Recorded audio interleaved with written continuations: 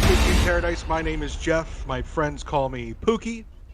With us, as always, Andrew J. Mounts. How are you, Mounts? I'm doing well. How are you?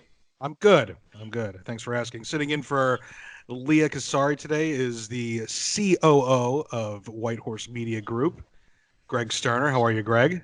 Hello, I'm doing. If I was any better, I would have transcended already. The Leah's got some. Her mother's sick, so she's making her way or making her way back from the Northeast, where it's a complete dead zone. So we appreciate you taking time out of your schedule to sit with us and talk about whatever stupid shit we decide to talk about today. And just so everybody knows, this is not planned, but this is on a day where not only do we have the COO of White Horse Media Group, it's on the same day that we actually got an email saying that we are officially incorporated. So we're actually an LLC now. Woo! That is amazing. Uh, Again, not planned, but significant because we've had some. There's some people out there that are not fond of us that, after a recent incident, decided to take it upon themselves to go and purchase the White Horse name, White Horse Media and White Horse Media Group in the state of Pennsylvania and incorporate those two names. But their research about such a process was only slightly complete. Right, right. Because if you know anything about owning an LLC, which I was accused of not knowing anything, you can own the same company name in all 50 states. So, like, if I wanted to start a company called Apple and it was not incorporated already in Pennsylvania or Florida or whatever state I'm in or want to have it in, I could incorporate under that name. Now, I won't own Apple Corporation, but it'll be the same name. It goes. It's a state run thing. It's a state. Each entity, if you will, is registered under the state, and it doesn't go beyond that. So it was just funny because I was accused that I was told that we're not even a company. They were going to run and tell all the people involved with White Horse that we were not a company, we were not incorporated, like I was hiding it. And after being I'm sure the fact that all those people who were already working for weeks for free might have already had some kind of an inkling that right. it was a startup. Yeah, Wait. exactly. Wait, we just became an LLC? Oh, you guys are fucking assholes. I was vice president of relations for a phony company? Right, for nothing. You were a fraud. Will my paychecks still cash? No, they Wow. won't. They never would. They never did, and they never will. Oh. At least not in the foreseeable future. Not yet, although I tell you, you remember years and years ago, Jim Carrey wrote himself a $10 million check before he became famous, and eventually he was able to cash it. So Mounts, just hold on to him. Because Right. Jeff sent me a folded up piece of paper that said, "Here's a check for some money." Right. Lots of money. And that's all it said. Right. I took it to the bank and they said I couldn't do anything with it yet. So, And I assured you that the money would be there eventually. right. All right. So it's not eventually yet. Okay. I'm being patient. So it's just it was so all this effort, right, to ruin what we've started and try and expose us for something that when we talk to the people about coming on board with us and helping us with graphics and advertising and social media management, things like that, we were very upfront and honest with them about it. Like, look, this is not a paid position. This is an idea. This is something that we would love to be collaborative on. We would like to support each other in their creative endeavors. So if this doesn't turn into anything and we can support a project that I have an idea for, let's use film, for example. If we can produce a feature film together for very little money, and that's all we're able to do together, that would be great. And I can return that by supporting a project that someone else might have that within this group that we can make together and see from conception to reality. That would be a dream come true. Of course, the goal is that we all be able to make a career out of this and make money doing this and that kind of thing. And that's absolutely the goal. But everybody is on board right now for that initial idea of just to support each other's creative endeavors. And we're all creatives here, and it eats away at us that we can't get it out. No one's going to pay us for our ideas at this point in our lives. I just looked up that Florida is the number 4 best state to open or start an LLC in. So, well, it's funny. The plan was always for me to open up an LLC here in Florida under the White Horse name. I was never planning on doing it in Pennsylvania. Like this is what makes it so funny. So this person went and bought up the names in Pennsylvania. So yes, I cannot incorporate White Horse Media Group or White Horse Media Group, or I can't incorporate White Horse Media or White Horse Media Group in Pennsylvania. That is in fact true. But again, the plan was never to do it that way. But if I ever wanted to in the future, I could not do that unless this person decided not to own them anymore, dissolve them. So I had a company with a partner of mine that we used to flip real estate called White Horse Homes LLC. And I liked it. I liked the name. But we decided to go our separate ways and dissolve the LLC. Now, when we were doing the Ever Evolving Truth in the beginning, we could have been protected under that because I could have listed them as employees. I could have listed them as independent contractors. But eventually we had to dissolve that. It was costing us money to keep it open. So we dissolved it at the beginning of this year. And, well, the ironic thing to me is that the person that made this move, and not for chump change either. These are this is expensive. Yeah, and the thing is, while this person may have some justifiable right to have not been happy, the fact that the first move that was made was to come in and crush what that person knew was important, especially to Jeff, but to the whole group at this point. The fact that was the first instinct is just very ironic, considering that you could break White Horse Media Group down into 3 pillars. Okay? It is collaborative, supportive, vision. Okay? In my mind, that defines White Horse Media Group as a whole. And the move that took place with this little shenanigan was the diametric opposite of collaborative, supportive, and clearly the person was not engaging in their best vision because their ends that they hope to accomplish, I would consider their efforts a relatively catastrophic failure. If the well, that's all. That's it. I mean, yeah, catastrophic on an epic level, and it's funny because as I was being told this happened, that the names were registered, I could no longer have them. I was told that White Horse Media is owned. And then I was told, but if I want, I could buy the name from this person. And then I just laughed and I said, well, I was just going to incorporate it down here in Florida.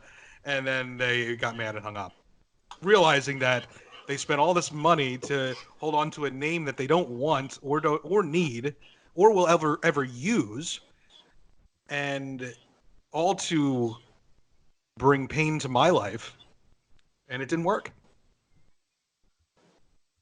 It was a poorly thought out plan. And when I got the email today, I just laughed to myself. And so look, all of you that and also this person did not like the fact that we gave ourselves fancy titles. They hated that part. Now they're all valid. We're an official company, and we have a corporate structure, and no one can own White Horse Media Group LLC in Florida. So there we go. That's the story. That's what we'll talk about. That's as far as we'll go right now with it. But this person also bought up a bunch of domain names attached to our shows, but didn't get all of them. Like, let's just put it that way. One of the people that's involved with White Horse now, who's managing our social media, went out and found all these other domain names that make just as much sense to the shows, and we bought those. So it's like, okay, spend all the money you want. That's fine. Like, and I told you this, Greg. I'm not married to this name. I like it, but there's plenty of other options. We could just switch it to Red Horse Media. That's just as cool, in my opinion. That's because the advantage that we have and have had since the beginning is a collective vision. You can't buy someone else's collective vision, okay? You either have it, you're either engaged in it, or you don't get to play. And you don't get to pay for it and own it as a commodity. Well, you own now White Horse Media Group in Pennsylvania, and you own a bunch of domain names. So I guess we can compete, but we already have some infrastructure filled with a bunch of people with goofy-ass titles that are so offensive. And I would say our infrastructure is strong enough that we would win said competition quite easily. But I would love to see that person try. Yeah, I would love to see if there was a plan for a next move and what that would be. But I doubt there is one. My big thing is this: the tactics that were used here they're just in my mind they're overkill. They're overly vicious. As I said, I think that person had a right to be upset, but a phone call should have taken place first. Maybe a demand could have been made. Maybe that you even had a right to make such a demand. I will not deny you that. But the fact that your first instinct was to go as low as possible and to go for the kill shot, it just says a lot about the thought process that you engage in. And I would rethink that thought process if I were you, because it's so far has not been very successful. Mountz, how does it feel to finally be a part of an official company? Amazing. It feels like I finally made something of my life. At least this company, when we eventually have a headquarters, I can at least make the desserts for you guys. Oh, no, right? no, absolutely not. Oh, man. No, actually, our next hire is going to be a dessert chef, because that's the one thing that's the one thing we can provide. We can't provide a paycheck right now, but we might be able to, anybody that's willing to come in and come to the corporate headquarters is certainly entitled to maybe a couple cookies. That would be the ultimate fuck you to me. I don't even tell you. Like, you make the move down to Florida. Like, you know what? We're going all in. Yeah. Make a couple bucks now. The shows are taking off. I'm gonna move down to Florida so that Jeff and I can collaborate. Yeah. And I can work in studio. And then you get in there and there's like a chef. As soon as you walk in, I come in the door, go to my office. Goods, yeah. It's like, oh, hi, I'm Javier, the pastry chef. What? The fuck? Oh, Mountz. I didn't want you to find out this way. The next Skype call is just everyone like, oh, before we start, I'd like to introduce our new hire. The only person we're paying is... The only person we're not paying is Mountz. Even the new pastry chef gets paid for. But yeah, no, or everybody's talking about how great the cookies are, and no one's told you that there's a pastry chef yet. Like, oh wait, cookies? What? Oh. Well, we're still new, so we don't have an HR department yet. So Mountz, you might be able to actually assault Javier without much corporate consequence. So there is that. If that ever happens, I will buy up White Horse Media Group in Delaware, and I will start the fucking killer media group Delaware has ever seen. It's only $90 in Delaware. I looked it up. Well, that's if you do it on your own. Good luck. Yeah, well, you pay for a company to do it, which is part of the reason why it was able to be done so quick. Oh yeah, right. So I know that that at least $400 per name was paid for, or maybe there was a deal: buy one get one free. I don't know. That's like ringing up the biggest grocery bill of your life and then forgetting to take the groceries with you on your way out of the store. Yeah. It is. So silly. But let's, well, Greg, while we have you here, let's talk a little bit about what you've been up to. How's life been treating you? Well, I do have to say this is quite the honor tonight. This is the first time I've been back on Pookie in Paradise since our Solving Cadence Moore episode almost a year ago. I talked on that episode about night shift with the baby, and the baby just turned 1 today. So that's big. Great. Yeah. Well, congratulations. Well, thank you. We've kept him alive this long, so I'm proud of that. It's a positive. That's a big part of how you're +1. judged as a parent, you know. We've also kept him from the very eager, thieving hands of one Robin of the Mams. But I still do fear in the middle of the night. I hear the window open slightly and a little bit of heavy breathing. I do think at some point she will steal our child. Yeah, you know what though? She's not a quiet person. She's That's not gonna true. be able. She's not gonna be able to sneak in. Like it's gonna be a knockdown, drag out fight. Yeah. Fuck you, Sterner. Here I am. My Your plan. baby is mine. Oh my God, we have Robin right here in studio. You better watch your back. Ah!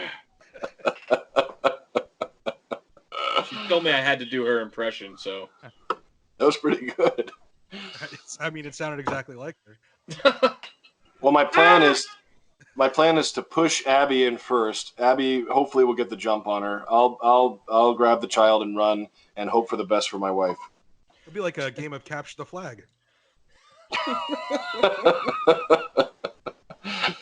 But yeah, no. Outside of that, Jeff, my life has been consumed with living in an alternate universe that you and I are currently creating, and I've been spending a great deal of time diving deep into a world that we're both very excited about. Yeah, writing a screenplay for someone that's majoring in film doesn't seem like a big deal, but it feels real now. Like I've been talking about writing this for 17 years, or maybe even longer, and we're actually writing it, which is amazing. And we've actually gotten our method down pretty good, I think. I think we've arrived at a method that works for us. It's a new method for me, as you know, being a writer in the past. This is a brand new method for me, and I do find myself now thinking about it, you know, throughout the day. Once a story gets in your head and gets inside your blood, you can't let it go. You keep turning it around. You keep thinking of different things. I wrote for, God, I think it was like 4 hours the other night. I just went in the zone. I put my background music and shit on that I use, and I just went deep. And before 4 hours had gone by, it was unbelievable. Yeah, I you know what the hardest part about anything in my world anyway, and in my opinion, is just getting started. Once I get started, I can't stop. Right. I have to force myself to stop. So, but I hope we're able to bring some other people in on that method too. Now that we kind of have a good back and forth. I love to bring Mountz in on these projects. He had a little input on the screenplay that we're working on too. But like I have this idea for like a really dark comedy, like sitcom type thing that I'd love to make sure that the three of us work on together because I think it'll be really good. I think it'll be right up our alley too. It'll be different, but still right there in our wheelhouse. Yeah, for sure. I had an idea too for a thing that I want to talk to Sterner about, like a show too, and you too, but I forgot because we got so excited the last time we talked about the movie you're making. It's surreal because I can see the project in my head coming together. Every time we write a scene, I can see the project like a piece of that puzzle coming together. And I don't think this can be overstated, but we're truly writing this in such a way that it could be filmed outside of the cost of equipment and just the rudimentary basic costs of putting on any kind of production. We're writing this in such a way that we could do it for essentially next to no money and have a completed quality, theatrical level film ready to go. We have such talented people on this team. We don't have to worry about music. We got people that can do our fucking music. We've got people who can do anything that's required on the technical end and on the artistic end. So honestly, I would say it's hard to hammer down an exact timeline. But if you told me today that in 3 years we'd have a finished product that was actually being seen by people, I wouldn't shake my head at that. I think that's very possible. I agree, and keep in mind, there's people in this school that I go to that are looking to make a name for themselves in the special effects department. So if we do have something complicated, we can get that scene made for next to nothing, because this Right. is something that could add to people's portfolios that help elevate them into their own careers, which is a great feeling as well. And they'll still have credit on the film. The cool part is, I've been around lots of people in my life that wanted to work on a project, wanted to write something together or film something together, or make something. And none of them have been actual, master's level film students with access to everything that Full Sail has to offer. And all the people that you've talked to over the years about, writing the screenplay have not been published authors. So for the two of us to come together with the current opportunities that surround us, and then you have somebody like Mountz that just comes in almost effortlessly into a conversation at 2 a.m. and comes out with some great gold. I just feel like, the ingredients are there that, if I look back 10 years in my life when I tried to create things, they just simply weren't there in the way that they are now. So in that way, I'm inspired. I'm on fire. I'm ready to go all the time. I'm putting in a ridiculous amount of additional hours on there, and it doesn't feel like work. Right. It doesn't. Yeah. It doesn't feel like work at all. I'm sure at some point it will a little bit, but right now, yeah, it will, and it does at times when you're tired and you need to get started. It's a little hard, but honestly, Mountz said this a couple months ago, actually, and I remember it. If he had the choice and he didn't have to worry about money, this is what he would do all the time, 24/7. And I think everybody that's working for Whitehorse right now, including myself, including Jeff, believe that and agree with that 100%, which is the mindset that you have to have if you're going to make it doing anything. Yeah, I agree. Yeah, I mean, you have to be willing to put in the effort with no reward in the beginning to even have a chance at being able to do something that you love to do and want to do later on in life. That's called investing in yourself. Yep, I agree. So we have an interesting topic today, and we're going to talk a little bit about it before we go on our break. But this story is so. Did you hear about this, Mount? Let me ask you that this happened right in our hometown, basically. Well, I saw all the fallout afterwards on Facebook. Like, I heard how the owner's a monster and all this, and I was like, I couldn't find anywhere what happened. And I work with a dude that part-time works at the diner, and he told me today what happened. I was like, that's what happened? And yeah. So, and then I also heard about all the review, like you were talking about the reviews too, and how he like. So that's the real gold here. So okay, so there's this restaurant near us, and it's entitled the Why Missing Restaurant and Bakery now. It used to be the Why Missing Diner. It used to be a place where it's right next to a club.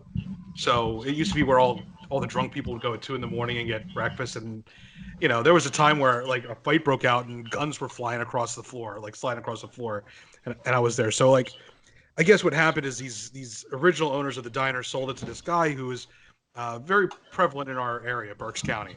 He's owned several Dairy Queens, which he likes to brag about in these reviews, and he's done a lot of charity work and stuff like that. Yeah, it's a good dude usually. Yeah, I mean, but I've heard he's a bitch to work for, and okay, so whatever.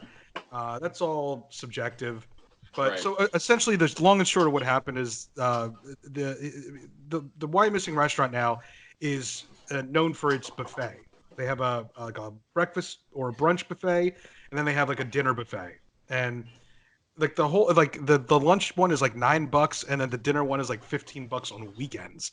It's like $11 during the week, and they have. The bottom line is it's okay. However, I will say this: their fried chicken is some of the tops in the county I've had. Yeah, that's what they're known for. Yeah, their fried chicken is really, really good. I will admit that, and I'm a fried chicken connoisseur. And I honestly think that Giant's fried chicken is the best. Amazing. Yep. So good. But if I had to pick a second, it would be the Why Missing Restaurant. Have you eaten there, Greg? Do you guys know? Have you guys eaten? Oh there? yeah, I was before you mentioned that. I was going to mention how good the fried chicken was. It came in second to what I consider the best fried chicken in this entire area, which you cannot get anymore. But the chicken strips at Joey Peeps out in Burnville was the best shit I've ever had in my life. But I can no longer get it, so I'm perpetually disappointed whenever I think of fried chicken. However, the Why Missing Bakery's fried chicken is probably 2, 3, 4 somewhere in there. It's real good. It's really good. It's certainly worth $12 or $13 for all you can eat, even if the rest of the shit sucks. Right. Fried chicken and mashed potatoes. I'm fine with that. And they got the homemade donuts. And the homemade donuts.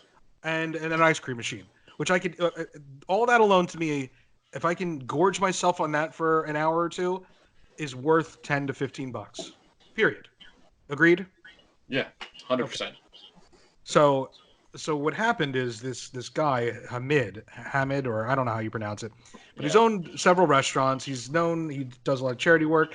Seems like a good guy. I know some people that work for him back when he owned the Dairy Queens, and they hate his guts. Say he was horrible to work for. That may be the case. But the incident in question here is that this family was dining out at his buffet, and they gave their plate, I guess, to their 5-year-old to hold. The child was not being left alone, and I guess he was putting, food items on her plate and having her hold it, and she dropped the plate and broke it.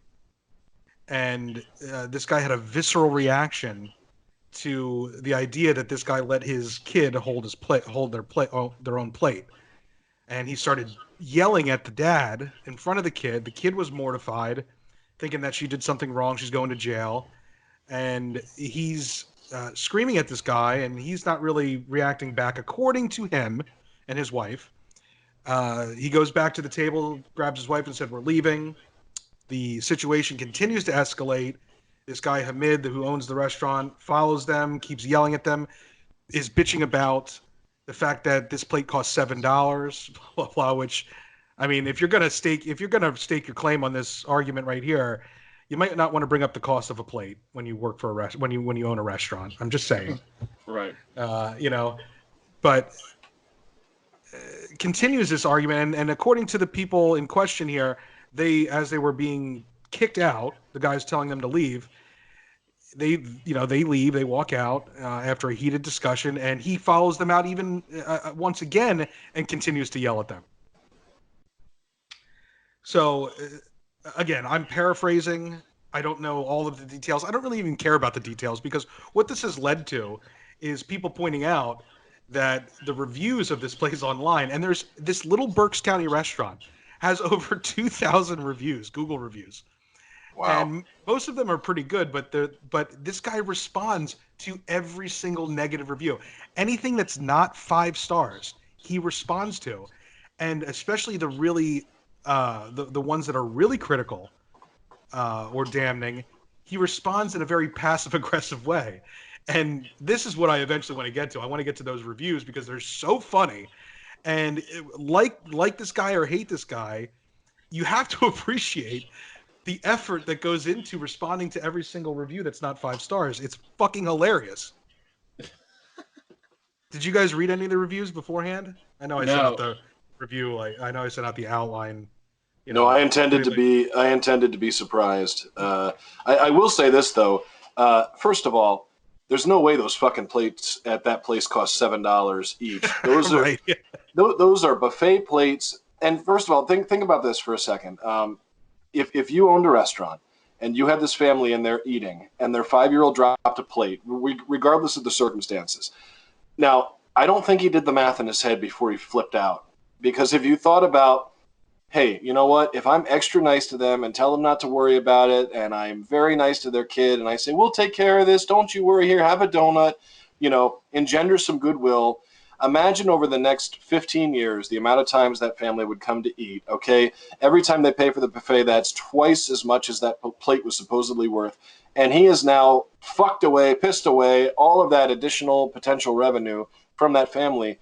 To me, that's a very questionable business practice, and he's a very questionable piece of garbage for scaring a 5-year-old over probably a 70-cent plate, not a fucking $7 plate. Yeah, I'm sure you get some kind of bulk discount. And here's the thing, the people offered to pay the $7, and that wasn't enough for him. Again, that's coming from them. Who knows? Again, there's 2 sides to every story, as we say on the Ever Evolving Truth, and then there's the truth, so.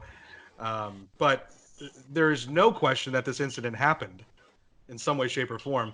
And you're right, Greg. Like, look, I'm the first person that will agree with a business owner not to bow down to an unruly customer. However, when you own, and I'm the first person to criticize people with their fucking kids in restaurants and anywhere. However, when you own a restaurant, this has to be built into the price of your plate, right, Mounts? I mean, come on. Yeah. There's going to be broken things. Your servers are going to break things. I'm an adult. I've dropped plates and cups before. Certainly, once in a while, a 5-year-old doing it is you have to be prepared for that. Yeah, you absolutely have that planned in somewhere. Well, my question is, if he was that rough on a 5-year-old for breaking a dish, does he sodomize the dishwasher with a fucking studded dowling rod every time he breaks something?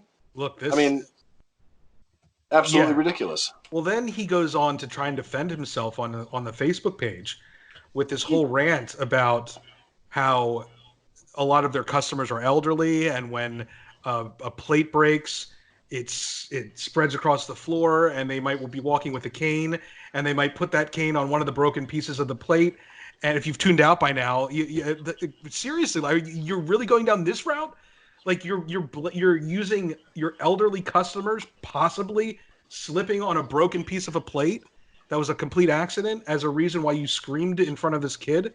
Like, this is far-fetched, man. This is way out there. This guy is, it sounds like he can be a Looney Tune. Yeah, absolutely. But then also, like, later on in that response, this quote-unquote apology, because he started off, I apologize for the incident that happened, but then he goes on, it was like a JVC apology. He goes on to explain why, you have to keep these people were neglecting their children, blah, blah, blah. And then he goes on to cite off all the charity work that he's done for the community. What does that have to do with this particular incident? Right. Yeah. So yeah, I agree with you, Starter. It's a terrible business move. This will be the demise of And I'll tell you what, it's going to take a hell of a lot of instances of additional charity work to undo the bad will of yelling at a child, a 5-year-old, in your restaurant. So yeah, bad move. And like I said, I side with business owners a lot of times. Like that, when I worked at Austin's, I've told this story before. There was these people that would come in and they would ask for specific servers. I was one of them. So if I was there working, they would ask for me. If I wasn't there, they would ask for, they had 2 or 3 servers that they would request, right? And they would order a meal, and then they would bitch about the meal until management would come over and take the price off. They get a free meal out of it. And if they couldn't think of, if everything was cooked perfectly and they couldn't complain about it, they would complain that there wasn't enough syrup in the soda. And then on top of that, they wouldn't tip the servers. So finally, one day I snapped and I said, look, why the fuck do you guys even come in here? Yep. You're just looking for a free meal. Clearly that's the case. And they were horribly offended, of course. And then the manager came over and took their side. I said, you give these people a free meal every Sunday. How is this benefiting the restaurant that they keep coming in? This is, at this point, you should tell them this is not the restaurant for you. There's a big difference, though, between professional pricks who come in and create a nuisance of themselves to get free shit or to get some notoriety because they think their opinions are worth a shit on Yelp or wherever, and an innocent little kid who probably was really trying, by the way, to balance the plate properly and get it back to the table and just made a mistake. And I don't know. To me, this guy does not deserve to have customers if this is how he's going to treat a family.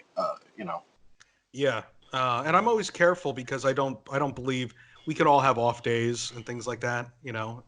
Maybe that was the 9th plate that was broken that day. Maybe they really do cost $7. I don't know.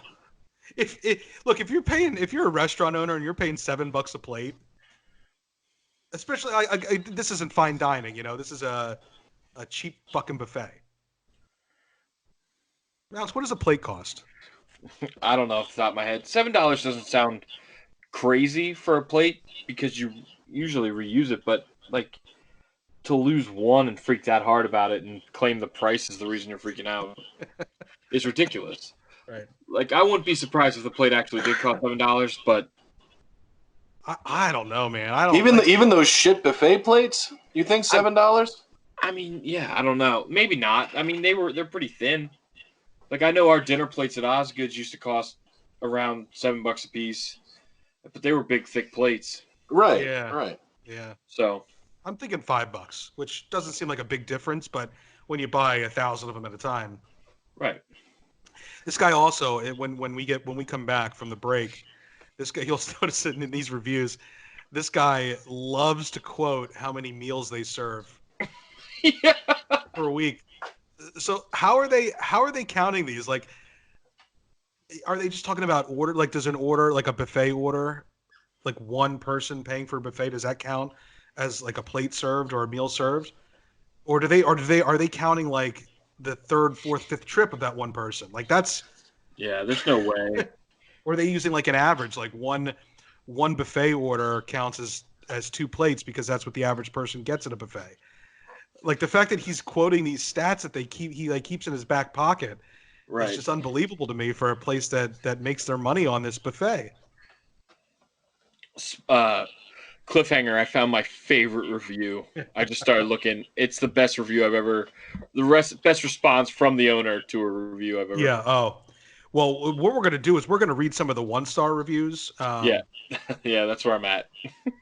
But we also have to the most fascinating ones are the 4-star reviews, because people will be like, I had a really great experience here. I love the fried chicken. The soup was a little cold, but overall I'd be back. And he'd be like, what's holding the 5th star? Like, he's berating these people, like it's a conversation on text message. Like, they can write the review, he can respond, but they can't respond to his response. It's fucking fascinating. That's a setting that they can't respond? I don't think on Google reviews you can respond to the owner. I think he's the one that can respond. It's like one thing. I've never seen anybody respond to him. And if it was me, and this is just me, but if it was me, I would be blowing this guy up. Like, this guy's coming at me, this passive aggressive attitude, after I gave him an honest review of his fucking restaurant. This guy's being an asshole, Like, there has to be, like, when you own a business, especially a restaurant, as much as it sucks, you have to be humble, man. You have to kind of just take the blood drain once in a while. This guy refuses, man. It's so funny. It's so funny, man. So let's do this. Let's take a quick break. We'll find some of our favorite reviews, and then we'll come back and we'll share them with you. Welcome back, everybody. When we last left you, we were talking about this restaurant incident that happened in all of our hometowns. A place that we visited, and we all agree that their fried chicken is amazing. For $10 to $15, getting is perfectly fine. So we don't think anything negative about the restaurant and the food itself. It's, look, if you've been to Golden Corral, you're going to get the shits. This place is I would say it's above the Golden Corral. Wouldn't you agree? Yeah, for sure. So, we told you about the incident. Whatever your thoughts on that are fine. You can think whatever you want, obviously. The real reason why this episode is the way it's going to be is because this guy spends so much time and effort responding to every review that is not 5 stars. We're talking about he'll respond to every single 4-star review, every single 3-star, every single 2-star, and every single 1-star review. And this just has to be so time consuming because there's over 2,000 reviews. Like, as a business owner, especially a restaurant owner, you know what it takes to run a restaurant. Where does this guy find the fucking time? No idea. And he owns multiple businesses. Right. This is not his only, plus all the charity work that he claims he does. It's very, very apt to point that out in his responses. So what we'll do is we're going to read some of these. We're going to have Mountz and I reading the 1- and 2-star reviews, and Sterner's going to be working backwards reading the 4-star reviews, because in my opinion, those are some of the funniest ones. Well, Like, and it's funny that this guy is so grumpy because I've been scrolling for literally 5 minutes straight and I'm still on the fucking 5-star reviews. right? That's the thing. The overwhelming amount of these reviews are 5 stars. In fact, their average rating on Google is 4.4 stars.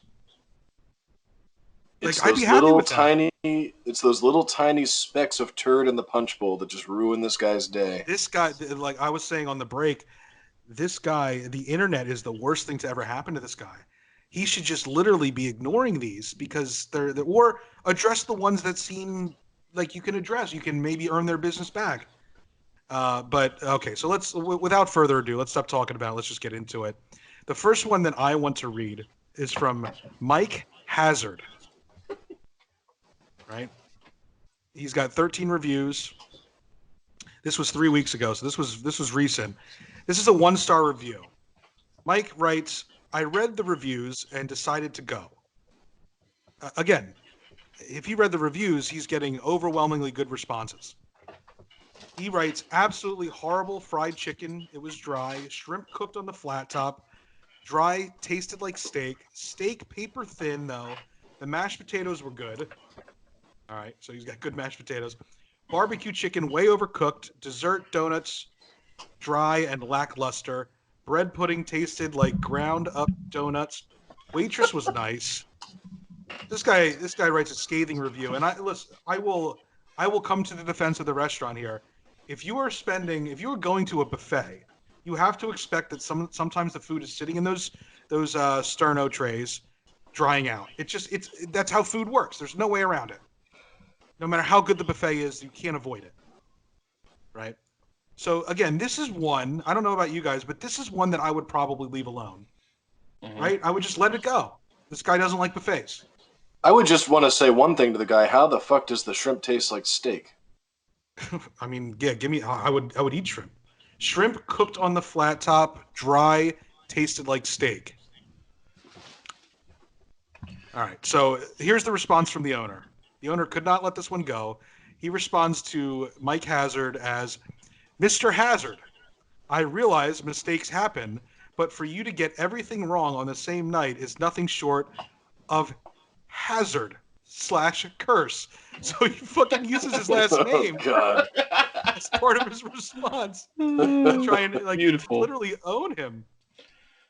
Then he writes, we have been cooking steak and shrimp on separate grills for over 5 weeks. Like, that's some kind of accomplishment. Now, before that, we just like, they made love on the grill together. Now they're separated.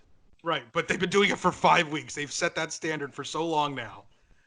And then he goes on to finish up by saying, while we served over 700 meals today alone, we realize we are not for everyone. What did he accomplish by responding to this? Right. Losing a customer. Losing a bunch of customers. Yeah, because people that read that are going to be like, "Oh, even if this place is good, if I have an issue, this guy isn't gonna take me seriously." Mountz, what do you got? You've been dying over there. My God! Hey, I've read a bunch of them, but this is my favorite. It's by a woman named Josie Castaner. 5 months ago, 1 star. It came here and was treated poorly before I sat down. Male host appeared to be a shift supervisor and said inappropriate comments while waiting. Felt extremely uncomfortable and offended and left. Found so many cute and better options on Penn Avenue. And the owner responds, hold on. Josie, we agree with you that you were too good for our restaurant. We prefer not to serve bougie. Wow. You imagine. We only serve the $10 to $15 people. Yeah. Yeah, that's like what? Like, what are you getting from that? Well, it's such an asshole move. It just goes to show you how little you think of yourself that you can't just let this go. Right. But that's like the thing. Man. You read all these reviews and he's like, good, don't come back. Right, please don't. This is not for you. Yeah. Yeah. Sterner, do you have a 4-star review for us? Well, the best I can do at this point might be a 3-star. I'm stuck in the middle. Oh no, I got to 4. We got to 4. Hold on. Okay. Excellent pot roast with carrots. Atmosphere is like a cafeteria, though. Would be nice if it was cozier, so everybody else wouldn't be on top of you and staring at you while you ate. Suggestion: dimmer lights. Sections, different layout, nice music. Friendly owner and staff. And he says, thank you for that review and the compliment about the staff and the owner. I agree with your suggestions about the lights and the atmosphere. There are places like this within a mile or two with the halfway decent food. Only problem is they call pot roast a French name and charge $30 versus we are a full meal including drink, dessert for $15. We take pride in being water cooler of the community and our heart-to-heart connection with Berks County. We serve 6,000 meals a week. New addition to the building will start in March, and hopefully it will improve. I am Hamid, the owner. Please look me up next time if you give us another chance. Oh, at least with the 4-star reviews, he says, give us another chance. Well, like, this is someone that he doesn't have to defend his business to. Like, this guy, this diner gets it. Yeah. Look, one thing I noticed about this, I'm not expecting a great atmosphere, but maybe dim the lights a little bit. He's not saying build an addition onto the restaurant. Well, this guy seems to ratchet up his claims as soon as, like, on the 5 stars, he was telling those people as I was scrolling through endlessly that they serve 5,000 meals a week. And then when it got into the 4-star territory, he's claiming 6,000 meals a week. He ratchets it up. Yeah. Well, here's a 1-star review where he uses the whole 6,000 meals a week. The owner of this establishment does not have any customer service skills. I think we all have to agree by this point. I had a bad experience while visiting the Why Missing restaurant, which I will mention in the following paragraph. So I checked the Google reviews to see if other people experienced similar distaste. I see that the latest 1-star review received a comment from the owner telling the patron they need a reality check. So people are looking at his responses. That's really nice. On that basis alone, I would refuse to dine at this establishment. Beyond that, the food is bland and the salad bar is dirty. I would go as far to say that this is the worst restaurant in Reading. There are much better options down the street. For those of you listening that aren't familiar with the area, down the street is a town called West Reading, where it's got a lot of like micro brews and just little town restaurants. It's very good. He's right. There's a lot of better options. You're going to pay a lot more. You're not getting unlimited fried chicken, but so anyway, again, this is another one that I would just leave alone as an owner. Like, okay, clearly we're not going to please this person. This is not his type of restaurant. Just ignore it. So he writes, thank you for the review. Already passive aggressive right there. Thank you for the review. We average approximately 6,000 meals a week, and we understand that we are not for everyone. We apologize when needed and also tell you to look for other places to dine when necessary. There is no point of an empty apology when we cannot make you happy and don't want you back. Please look up Hamid Chudri, the owner. Google him. He is not money hungry. Happiness and satisfaction of his family, crew, and the community we serve is more important to him. What the fuck was that about? No, I believe wholeheartedly he's not money hungry, although he will physically assault a child for a $7 plate.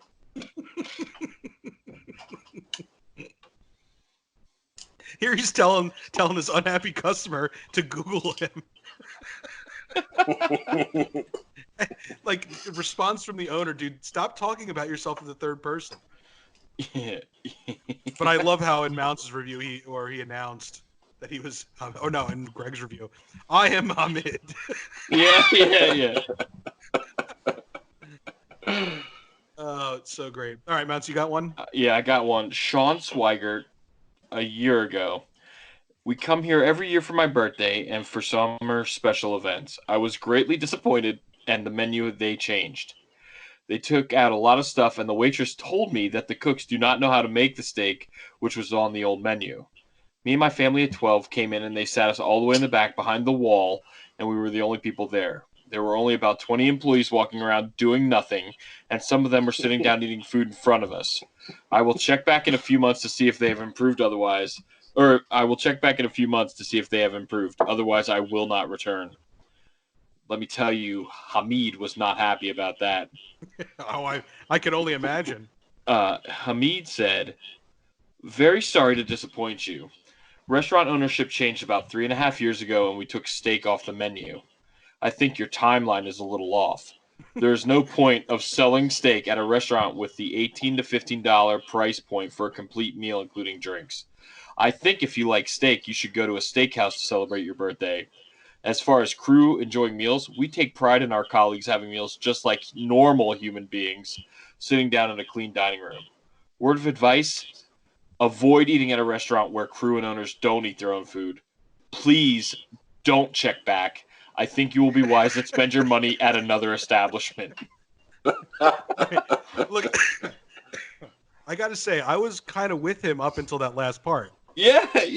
You know what I mean? Like, it drives me nuts when people are offended that the server sits down and, God forbid, they take a break and eat some fucking food. Where are they supposed to eat? There is no back in a restaurant. Are we gonna eat in the kitchen, in the walk-in? Right. Like, get the fuck out of here. Like that. Like, well, and this guy brought a family of 12 with him. They could have seen every spot in the whole restaurant.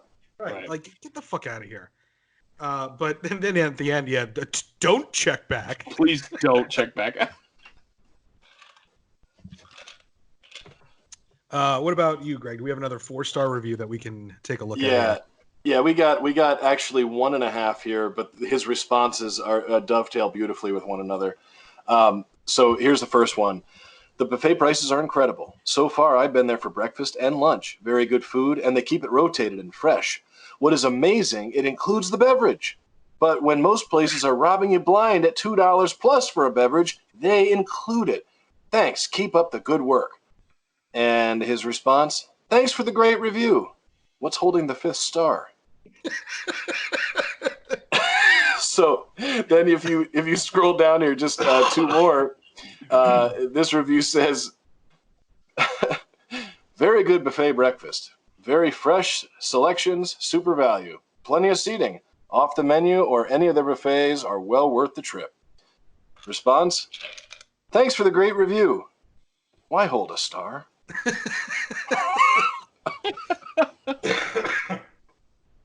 This guy is obsessed with the 5th star, man. Look, sometimes you're not going to get the 5th star, no matter how good you do. My uncle, and I think this is the shittiest thing you can do, but my uncle refuses to give a 5 or a 10-star review because he feels that sends the message that the employees or the owner can't improve. Get over your fucking self. But as a business owner, you kind of just have to let it go. The guy gave a great review. People are going to look at that and they're going to say, "Oh, I'll check this place out for $10 to $15, 4 stars. I'm in." Well, and if any of these people actually respond to that question and then did, like, they're being nice enough to give it 4 stars and not say the negative, but if they were put to the challenge and explain something negative, he'd probably attack them. Right. But I tell you what, if I'm checking out reviews beforehand, and I'll get your opinion on this, and I read a 4-star review and him saying, "Where's the 5th star?" I'm probably going to hesitate on going there. I'm like, wait a minute. Is this just a $10 to $15 human being that thinks anything for $10 to $15 as long as it's unlimited is good? Because I certainly don't want to risk having to run into this owner and having to explain myself. Like, for Christ's sake. You know, the creepiest part about it, Jeff, is as you get deeper into the 4 stars, it's the same exact response over and over again, but now he's replaced with thanks for the awesome review. Why hold our 5th star? Right. He's now taken possession of that 5th star as their rightful property. It's an obsession. It really is. That's what it comes down to. This guy, he carves out time out of his day to respond to these, clearly. Or he has some sort of push notification. Anytime there's a review, it comes to him. He's got to read it. So I'm going to read one here. It's a little on the long side, but it's it's the review itself is ridiculous. I'll give him that. And talk about coming from someone that has a hard time holding back on the internet. I could feel myself wanting to respond to this myself as I'm reading it. But again, as a business owner, you just have to let it go. You have to let it go. All right, so prices are highway robbery. First of all, that's not true. $15 for all you can eat. If you find one or two things that you like and you can just load up on that, in this day and age, that's a good deal. You're getting a good deal. The buffet is nothing to write home about. The atmosphere is more of a cafeteria than a restaurant. If you have not been here since it changed from Why Missing Family Diner, don't bother, as it's very disappointing. First of all, when it was the Why Missing Diner, it was typical diner food. It was fried garbage. It was cheap stuff. The menu was huge, and there was no quality. So let's get that off the plate right there. First off, $9 to $15 for a meal is great. However, when I was there for $9, I was offered a salad bar that was smaller than when it was the Why Missing Family Diner. I was offered pasta, definitely not from scratch, with 2 sauces and 1 cheese, questionable from scratch, and all you can eat from scratch donuts, just what we really need. Soft serve frozen dessert was not even real. At most, it might have been 6% butterfat. Real ice cream is 10% butterfat. What the fuck? Like, first of all, when you go to a buffet, gentlemen, do you expect handcrafted pasta? No. No. Do you expect even the sauces to be from scratch necessarily?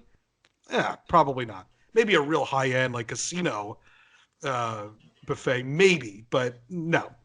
And do you know the statistics behind what is considered real ice cream? And how can you fucking tell what percentage of butterfat it is? Jesus. So, like, I can see this guy. I can see the owner getting frustrated here. So then he continues to write. There's more, believe it or not. So for a reality chick, where was the meal? Oh, that's right. You have to pay for that separately. When it was Why Missing Family Diner, you paid for the meal and got the salad bar at no charge, and it was bigger and better. I don't really know what he's referencing there. So then the restaurant isn't even a restaurant. It's a cafeteria. No remote chance of semi-privacy. To put this all in perspective, we did go down the street, and for $3 more, we had a meal plus. Mashed potatoes, mac and cheese, pizza, ham, ribs, steak, fresh rolls, cornbread, pasta, salad, fresh fruit, and the list goes on. So this guy, are we supposed to believe that this guy went to 2 restaurants within a matter of, a couple hours? And for you to tell me I need a reality check, I would never, ever tell any of my customers that. I run a restaurant in Columbus, Ohio, and understand the business.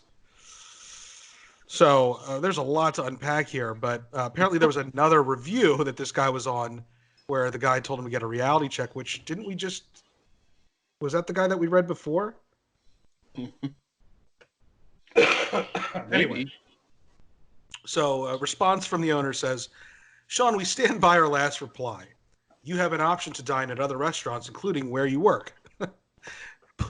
Please email us at our whymissingrestaurantandbakery.com. Owner of the restaurant, Hamid, said, we will help you buy your dream ice cream machine. Please look him up. He has helped dozens upstarts with the business plans. He used to own Dairy Queens in the area. Like, I think the owner missed the entire point of this review. And now he's like talking about helping him buy restaurant equipment.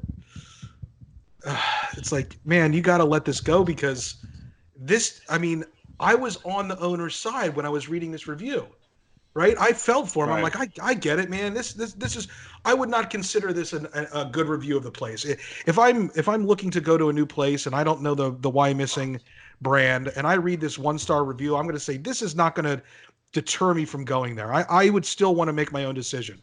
Then after I read his review, or his response to the review, I'm like, this guy can't let it go. It does take some balls to question the percentage of butterfat in the ice cream of a guy that owns a string of Dairy Queens. Right. You really have to know your ice cream to do that. Yeah. But also, like, at the end there to throw in, I used to own Dairy Queens in the area. Okay. That's a completely different type of restaurant experience. Just because you own Dairy Queens here as a potential customer, I'm like, how does that relate to my dining experience here? I'm not looking for Dairy Queens. Just because you Right. were a successful Dairy Queen owner does not mean you know what you're doing in an actual restaurant. Mountz, you got one for us? Yeah. This is this is from Thunder Davis. He has 96 reviews. But this one at the Why Missing restaurant is a 1-star. Horrible place to go. The owner can't handle complaints and will begin to swear at you and tell you to leave and threaten you and try to put his hands on you and push you out the door and accuse you of trying to con him. My wife and I had dinner there on June 29th, 2017. And later that night, about an hour and a half later, she began getting sick and vomiting. She was like that all night long and into the morning. She was telling me that she was throwing up the dinner that they've had at the Why Missing restaurant and bakery. So I decided to go to the restaurant and let him know that the food made my wife sick. I told the guy that she was sick from his food, and he started swearing and cussing at me.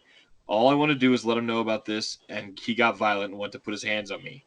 And then he called the cops and tell them that I was trying to con him. I told the cops I told the cops that I didn't want his money nor my money back, but I just want to make him aware of what happened. So beware if you have a complaint. Be prepared to be yelled at and called a con and be forcibly removed from the restaurant. And that's not even when you are calm and try to talk to him without making a scene. The response from the owner is short and sweet. We called the cops on you. Please don't come back or we will get you arrested.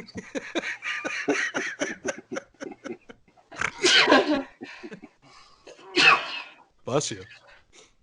Well, I wonder, was he forcibly removed by the cops or by Hamid?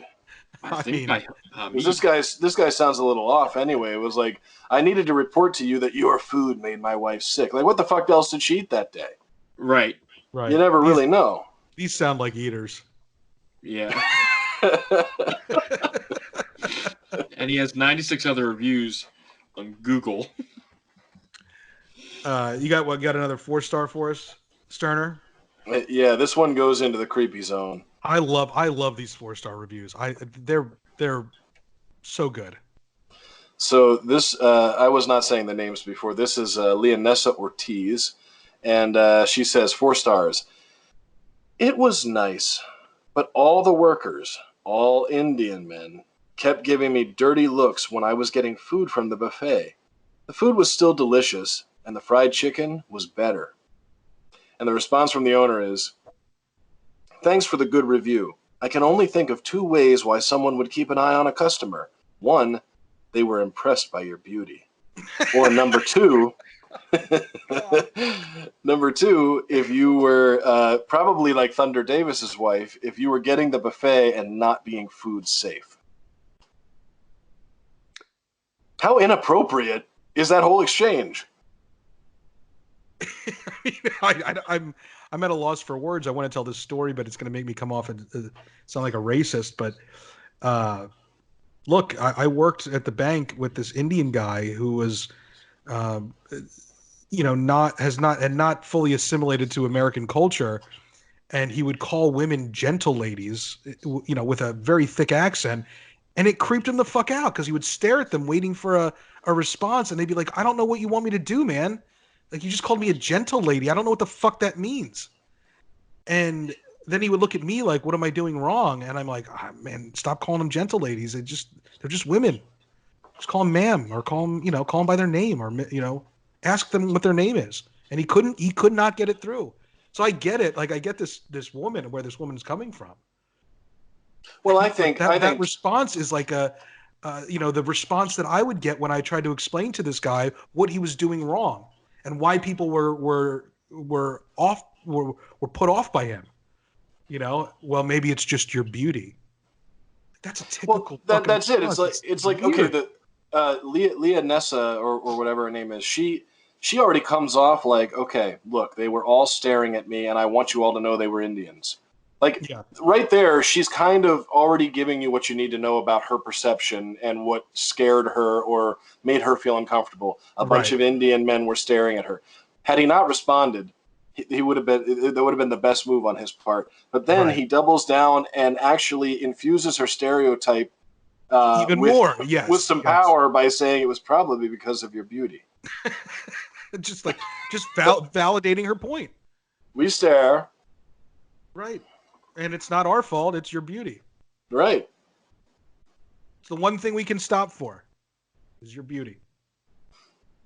Right. Like this guy needs a business manager or a social media manager, an image, a PR department, right? That just says maybe he can hire Whitehorse to say, look, man, you just need to run your restaurant, do the charity thing, let us respond for you. I'm going to recommend him to the Pennsylvania chapter of the White Horse.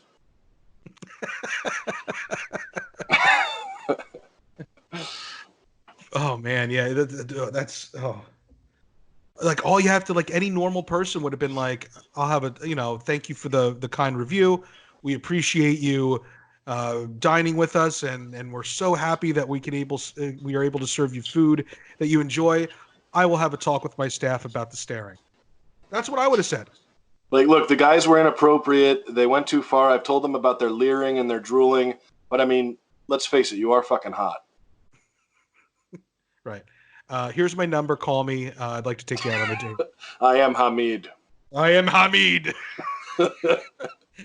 I am Hamid. Let's maybe go through one more time. I have one that's a very long response by him. But okay, so this is by Jennifer Napoli, and this is a very short critique. But he writes like 2 paragraphs response. It's really the opposite of the last one. She writes, food was okay. Owner was a little much. I think we all agree with you, Jennifer, at this point. We can all agree, no matter what we think of Hamid, whether he's right or wrong in these scenarios, he is a bit much. That is an accurate way to describe him, right? So food was okay. Owner was a little much. Seems to try hard to make it a point to make sure people know what he does for charity. That turns it into an advertisement.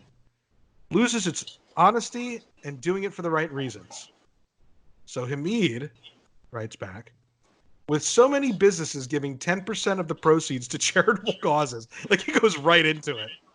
He's going to tell you why his charity is better than other people's charity. With so many businesses giving 10% of the proceeds to charitable causes, Why a Missing Restaurant is the only one which donates 100% every penny to the cause. The reason Hamid talks about his past events is because he wants more and more people to be involved in his fundraisers. He talks about his past success to set up his future fundraisers.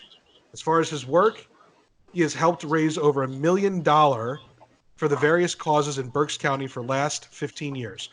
Over 20% of his crew comes from prison or life skills classes from various schools.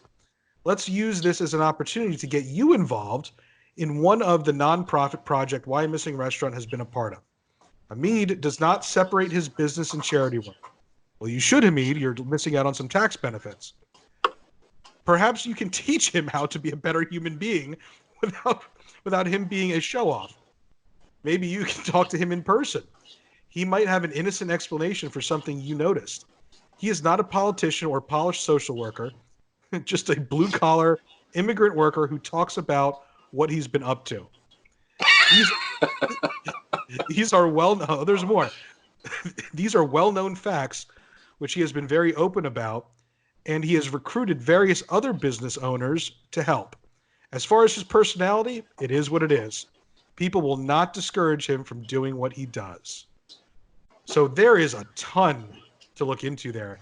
Like, first of all, he insults other businesses for their charitable endeavors, saying they're not being charity enough, right?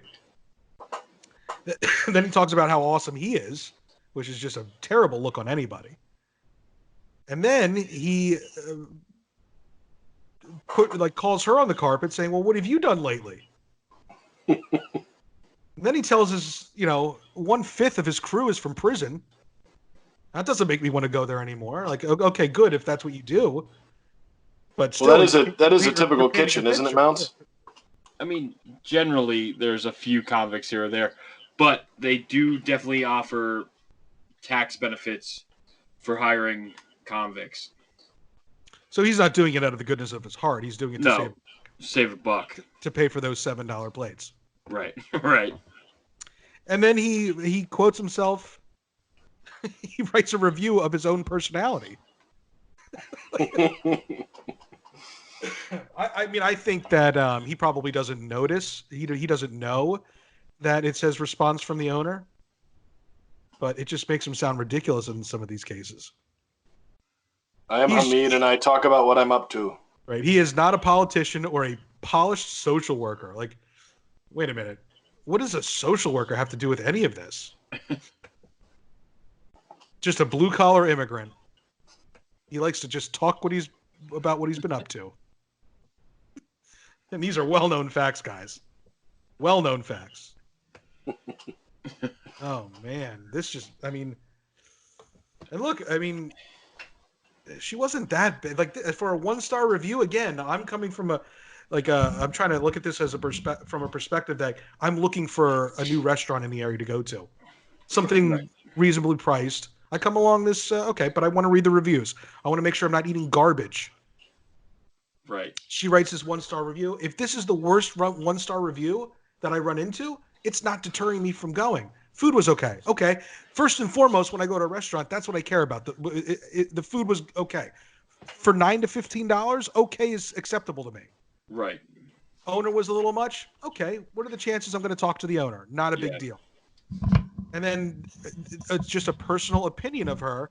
I'm not really looking any further into his desire to make his charity known. Now, though, because of his response, I've learned that he does this. He talks about how charitable he is, and that's really off-putting. Now I don't want to support this guy. I don't want to give my money to him. Right. Where before I didn't mind because all I really care about is I can gorge myself on fried chicken for $15 for as long as I want. Now I'm being vindictive in my own mind. I'm saying it now based on principle alone. I don't want to support this guy's business. Does that make sense? Yeah. Mountz, you got one more for us? Yeah, I do. I actually have two. One's like a split second, and then the other one's my new favorite. The one was a 3-star review, and it said, "Wonderful breakfast choices, loved it." And Hamid just came back and said, "Only 3 stars." But if I'm that guy who had a fairly pleasant experience, probably going to go back again because where can you get unlimited fried chicken for $15? Now, right. If I am privy to that review or the response, I'm not going back. No, absolutely not. This guy's stupid. All right. So Catherine Shipe, 2 years ago, my family, 9 of us, were in for breakfast Christmas Eve at 9 a.m. We are not familiar with the restaurant's new concept. We tried to make reservations, but were told we couldn't make reservations because of the holiday buffet. Half of us got buffet, half ordered off the menu. We were not told the buffet was so spread out, so we missed some items. Also, not aware that it was brunch, at 9 a.m. we were not interested in eating pork barbecue or fried chicken. If you wanted breakfast like we did, there was not much to choose from, and at $14.95 a person, it was definitely not worth the price. If you were going at 11, brunch made sense, and the price was more acceptable. For the money and amount of choices, Shady Maple is a much better choice. However, they are not open on Sundays. Hamid responded, on any given Sunday, we serve over 1,000 people by 2 p.m. We have been serving Sunday brunch at $14.99 for 2 years. We realize, just like the beauty, value is also in the eye of the beholder. We apologize for the inconvenience. Had you looked up, there are quite a few cheaper options available in the area without driving 30 minutes. We do only first come, first serve seating. For the future, please look up a restaurant online before you visit them or ask questions when you call. Again, sorry for your frustration at our restaurant, which could have been avoided by asking a question. So they put the onus of not enjoying their food or experience on themselves. Like, yes. He puts it on the customer. All you had to do was ask, and we would have told you that. We would have told you not to come. You didn't think ahead. Right. We would have told you our food sucked and told you not to come. Go somewhere else. I thought this was he quotes Yogi Berra in a review, and I thought that was the response, but it wasn't. He's the worst. Do you have one more 4-star for us, Greg? Yeah, this one, Hamid is bringing the snark, the passive aggressive snark. It's very quick. But Hertz, with 2 Z's, says, now it's a 4-star review, but there's nothing 4 stars about it. He says, breakfast buffet only starts at 8 a.m. on the weekends. Sad face. And the response from the owner, sorry to disappoint you. Not much demand before 8 a.m. Seems like people sleep in on the weekends. I mean, I have to disagree. You have to appeal to those early birds if you're going to serve breakfast, right? Right. Like, there's some people that go to the early service on weekends and at church. You got to, what is it? Early service, like 10 o'clock? You got to, I mean, 8 o'clock might be pushing it for them, especially if they have any driving to do. I get it. I know people over 70 who can't sleep past 5 a.m. Right. Right. They're hungry. They want a place to go. And they're apparently part of their big appeal is senior citizens, mainly because they can't read these fucking reviews online. Right. This guy does appear to be a pretty ridiculous asshole, but I do admire how much of an authentic version of himself he is and remains. Well, you got to give credit where credit's due, and this guy, he really takes this seriously. So, and he provided plenty of laughs for me today when I was going through this shit. You can cut this out if you want to, but I wanted to read this one it's real quick. It's we tried this place for Sunday brunch buffet. The place was very crowded and noisy, hard to find parking. The food is on par with what you'd expect for $15. Not great, just okay. They do have a wide selection to pick from. Just remember, it's designed for the masses, meaning the food is that of a typical cafeteria style and not a high quality restaurant. And the response is, thank you for the review. As you said, the food was worth $15. In life, you get what you pay for. As far as crowded place, perhaps it's time to raise the price or bring down the quality to cut down the crowds. We do offer menu or buffet style for all 3 meals. Perhaps you should have ordered from the menu. Please try us during the weekdays. We take pride in simple and fresh. Yogi Berra once said, nobody goes there anymore. It's too crowded. Wait, what? I don't know. That's unbelievable. That he'd be like, well, we have one of 2 options. We're going to raise the price to clear it out, or we're going to lower the quality of food.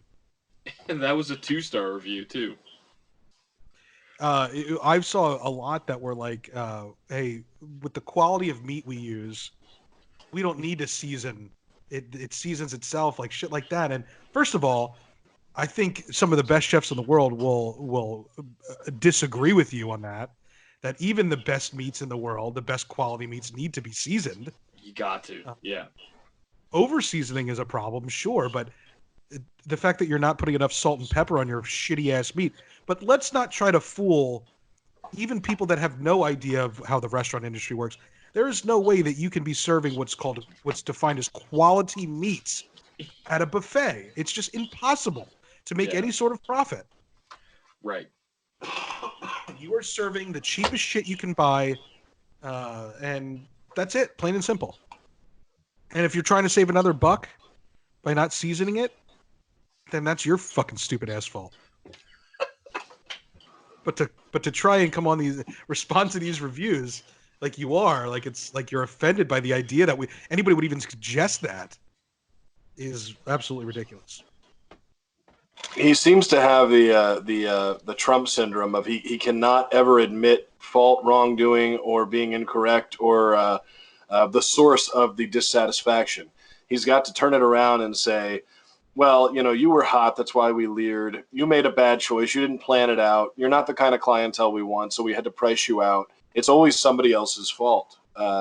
Seems to be a bit of a narcissist, this Hamid. Yeah, exactly. I'm sorry that you had a bad experience, but it's your own fault that you had a bad experience. Right. That's not a genuine apology.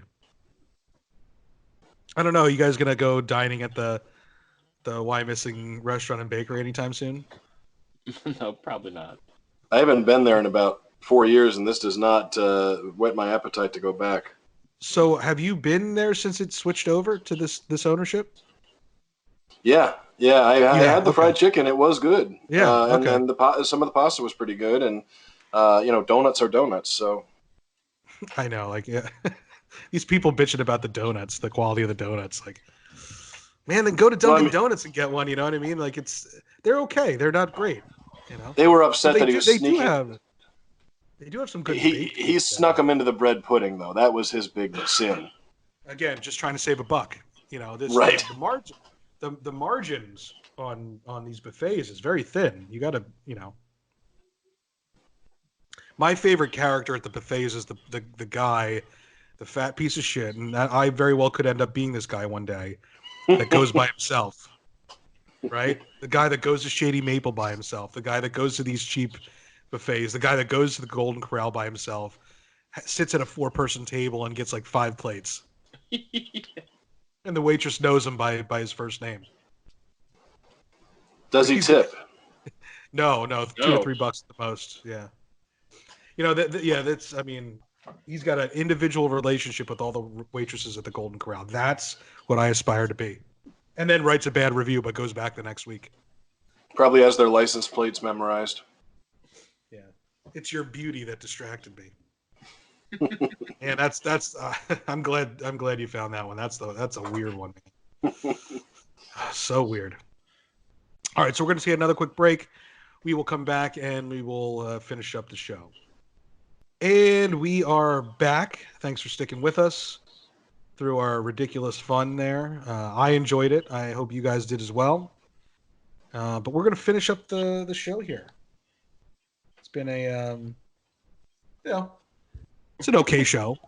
It's one of those shows where we clearly didn't have anything planned, and this was a last-ditch effort on my part to get something out there.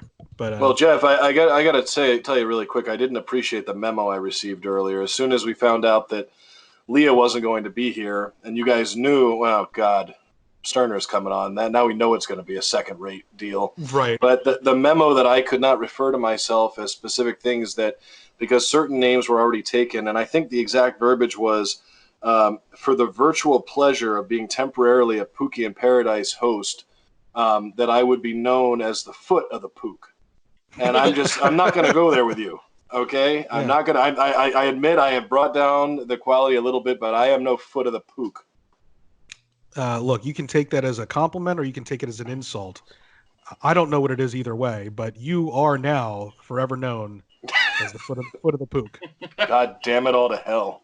Thank God I never got a body part. Which means you probably in some way, shape, or form answer to Leah, which good luck with that. She'll drive you insane. I think Leah's going to be a great superior in this corporate hierarchy for me. I think she's going to treat me well. I'll be surprised if you last past tomorrow.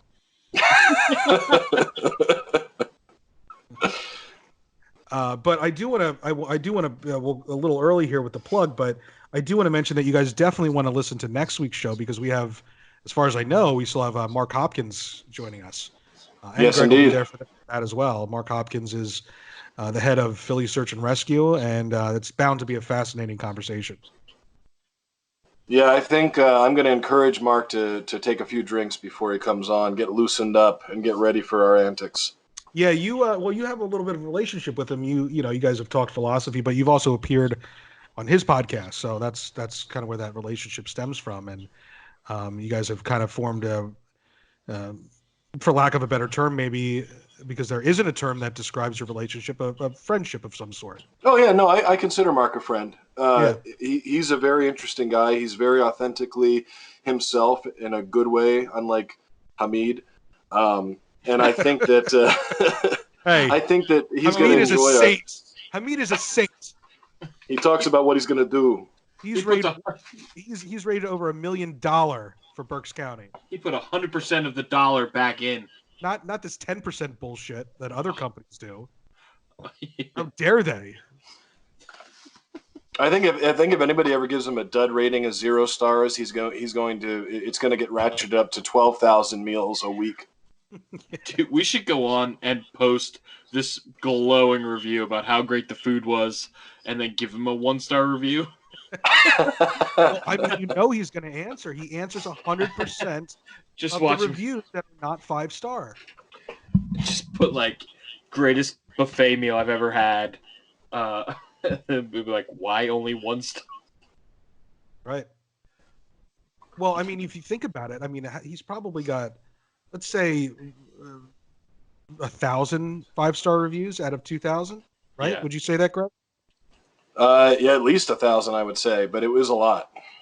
All right. So let's say 1,200. So he's got 800 less than 5-star reviews. Right. Mm-hmm. Overwhelming majority are 5 stars. Combined, he's got less, 4, 3, 2, 1 star reviews. He has answered all 800 of those reviews, the non 5-star reviews. If anything, I'm going to be responding to the 5-star reviews. Right.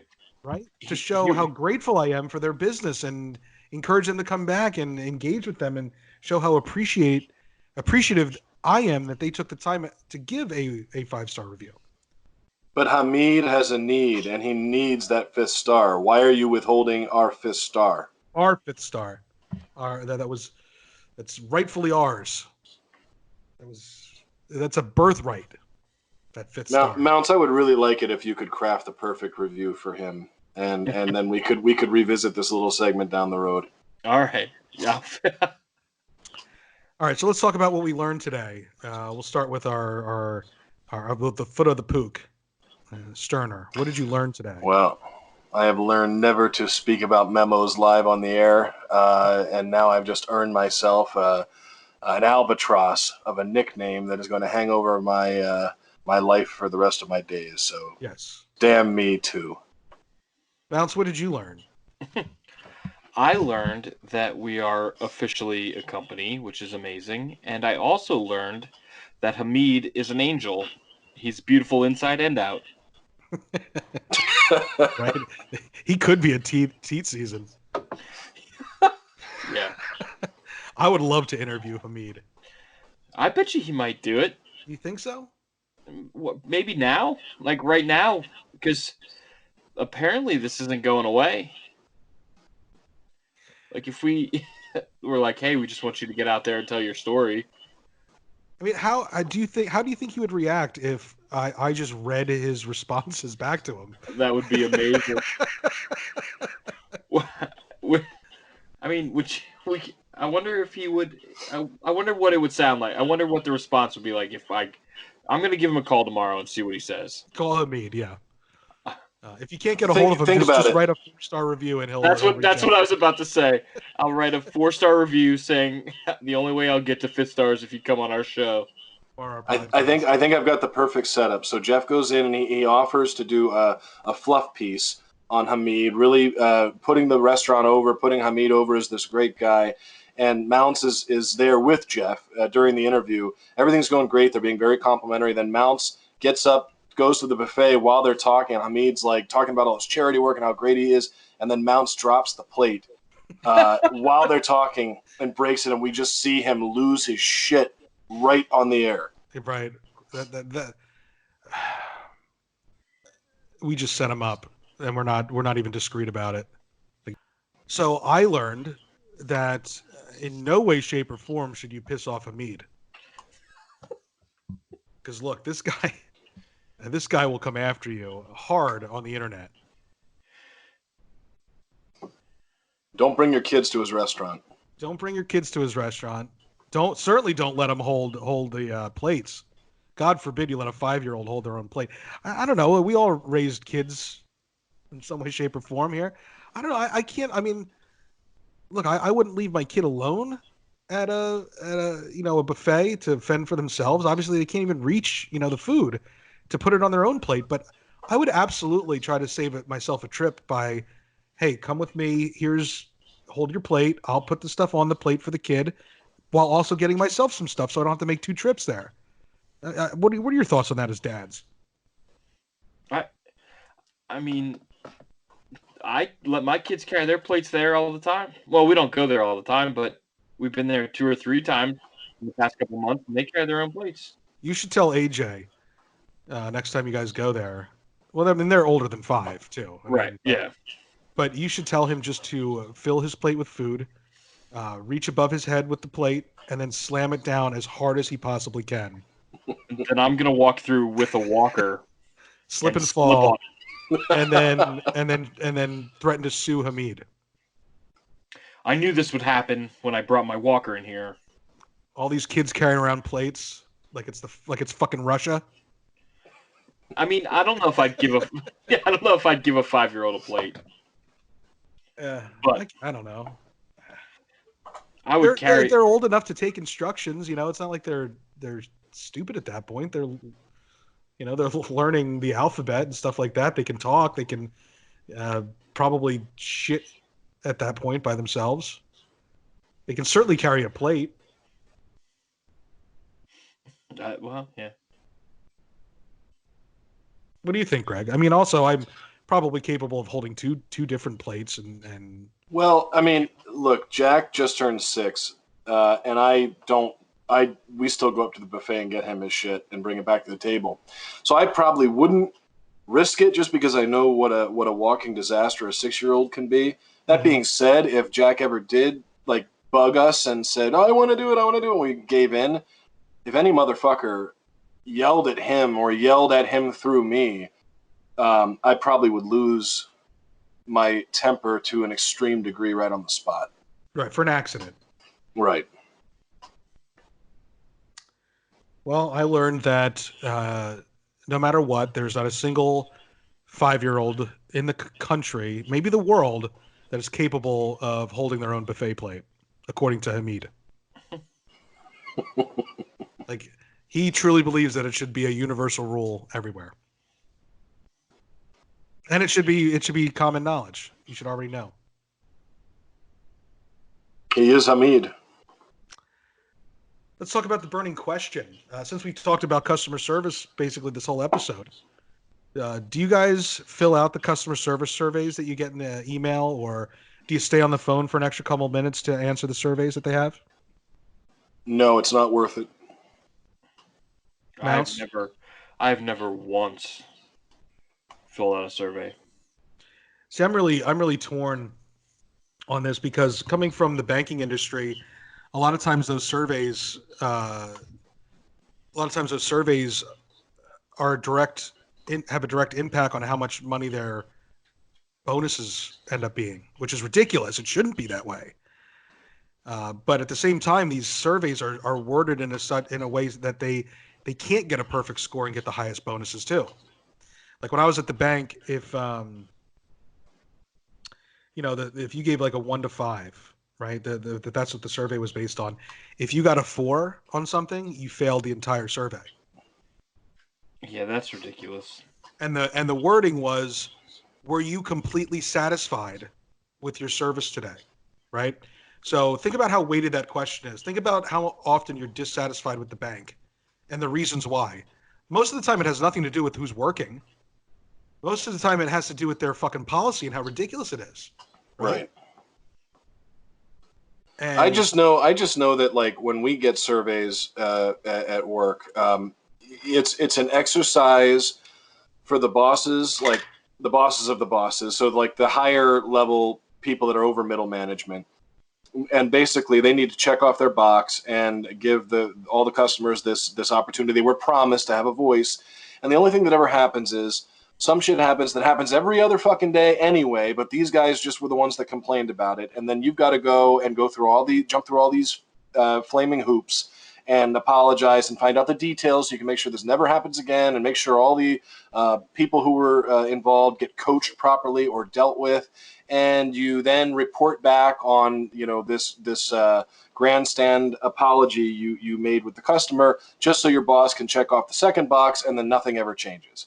So it's completely useless.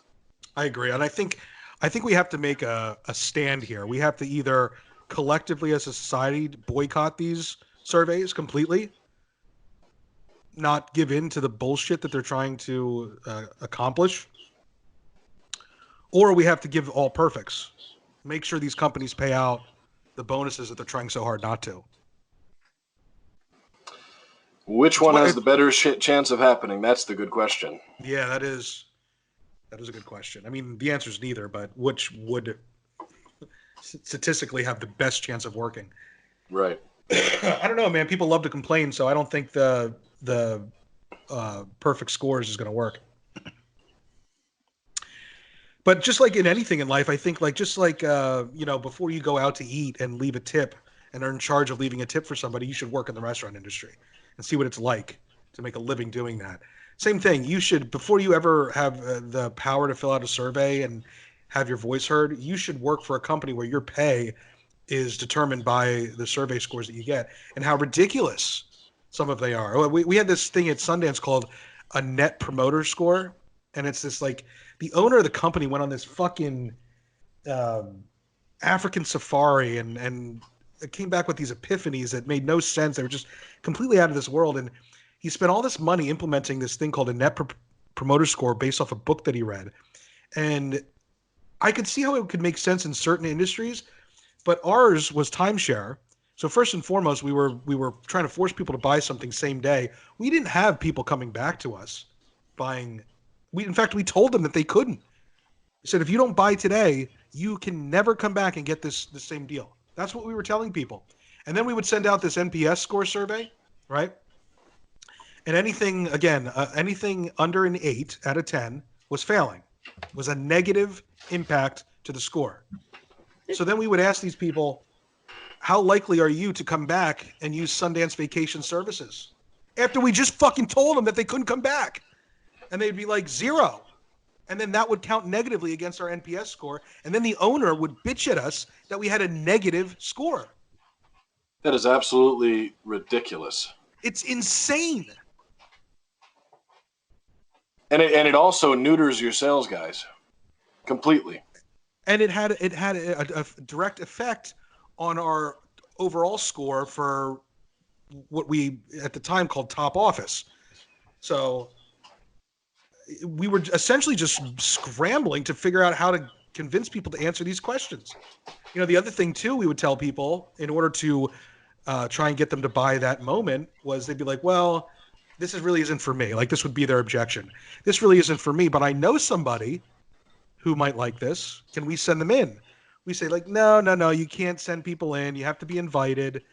So don't even bother doing that. We appreciate it, but don't. We're very nice about it. But then one of the questions on the survey was, how likely are you to recommend Sundance Vacations to other people? They'd be like 0 because they told us not to. And then that would count negatively against our score and reflect on our overall performance. Like how? I mean, the owner was worse than what's his name? Hamid. I am Hamid. Clearly worse than Hamid in that sense, but I just like these surveys are so ridiculous. Like the way the questions are worded are designed to make you fail so that someone above you has a reason to quote unquote coach you. Could you imagine how happy you would have been though if the owner of your company had acted like Hamid and whenever you didn't get a sale, he just berated the person, be like, hey, you fuck twat. Like Jeff offered you a great fucking deal. Why are you so stupid that you wouldn't have taken it? Like, could you imagine having that kind of support from your boss? Well, yeah. Well, that would be great. But keep in mind, Hamid wasn't really supporting the staff. He was really just... No, not at all. He was really just touting himself as this hero.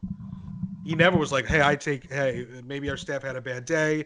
I stand behind them. Never anything like that. He'd be like, I am Hamid. I stand behind Hamid. Fucker, man. Not their fault you're hot. Hey, you're hot. This is your fault. The 6,000 ugly people we serve every day. Right. No one else complains about my staff staring at them. You must just be too hot. You must be super hot. So we are all in agreement that these surveys are ridiculous. Don't bother taking time out of your busy day to answer them. Let's make them go away. Get rid of them. Get rid of them. If you're a company out there and use these fucking surveys, stop. Stop it. White Horse Media Group will never use such surveys. Ever. I forget if it's Comcast or Verizon. Every time you call them, they say, would you like to fill out the survey? Or do the survey at the end of the phone call. And I always hit yes, because I'm afraid if I hit no, they'll just take longer to connect my phone call. And then I just hang up. I never answer it. Haha, fooled you. Click. Got him. So let's talk about what pisses us off. Mountz, what pisses you off? All right, so let's start this by saying I've lost about 18 pounds in the past 2 months with this weight loss challenge. Good for And you. it's amazing. Yeah, it's going good. Now I went to the store. I had to buy some new underwear, and what pisses me off is at Target they have Hanes underwear. You can buy 4 extra large underwear for $15 or 3 double XL, and I'm right at like the cutoff point. And so I bought 4 extra large, and they're very snug. But I don't know why that pisses me off so much, but it did today.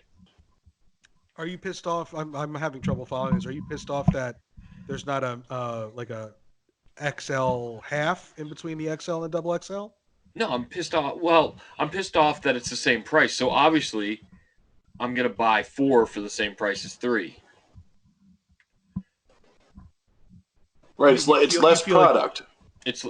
But I mean, I guess it's the same. Is it the same? Is it the same amount of fabric? Does 3 double XL equal the same amount of fabric as 4, or 3 double XL equal the same as 4 single XL? I mean, I'm that seems to be the cutoff, right? Like if you order a shirt, the double XL is usually a price a little bit higher than the XL. Right. Right. So maybe it is. So you're gouging the large. Right. So I'm wearing the XL. I'm paying the price, but after one wear, it usually stretches out enough that it fits comfortably. I was gonna say, yeah, like I feel like you made the right choice because you're not planning on stopping at 18 pounds, right? No, I plan on going all the way to 100. So I don't think I'll get there, but if anything, you Good probably goal. you probably pulled the trigger a little too quick on buying new underwear because you're just going to need to buy new underwear again. right, you're right. Yeah. You should have just figured out a way to make your double XL underwear work with your skinnier body, you know? Yeah, I guess that's maybe tied it in like a little sexy little knot. Like yeah. Rolled it up into a thong. Tied a rope around it. Put a belt around your underwear and then put on your pants and then another belt. Suspenders. Underwear suspenders. Yeah. That would be wonderful. That would be just glorious. Could you imagine if you're about to get romantic with a lady and you take off your outerwear and then you reveal that getup? That's how this dude's single life. Yeah, he's like losing all this weight, but he's just like, you know what? I'm not rich. I don't want to buy a whole new wardrobe until I'm at my goal weight, which is completely reasonable. So he just figures out these like MacGyver ways to make these clothes work. And he finds this woman who wants to have sex with him. And he she undoes his belt, pulls down his jean shorts, only to find out that his underwear is being held up by suspenders and rolled up into a thong. Are you fucking kidding me? Oh shit. That's not what the kids are doing these days? No. I know it's been a while since you've been on a real date. Yeah. No, you don't want to suspend your underwear. Okay. Dating tip number 1. Right. Dating tip number 1: you do not want to have rainbow suspenders connected to your underwear underneath your pants.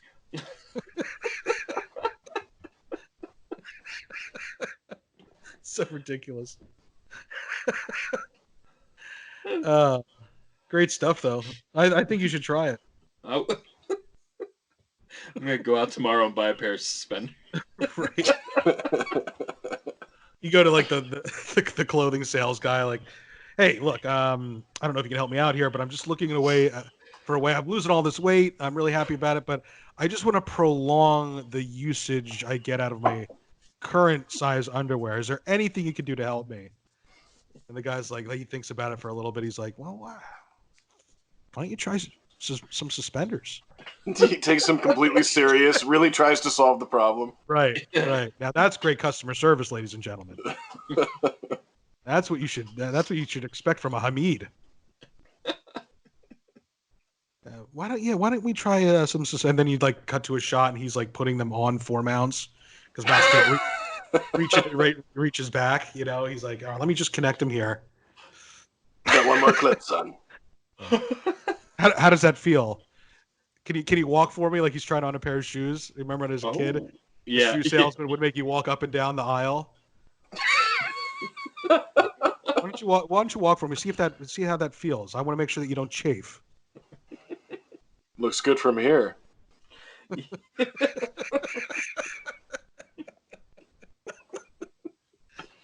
Like, and can you also imagine like the sheer power behind those suspenders? If they're a little snug, I mean, they're giving you a wedgie like you've never had before. Yeah.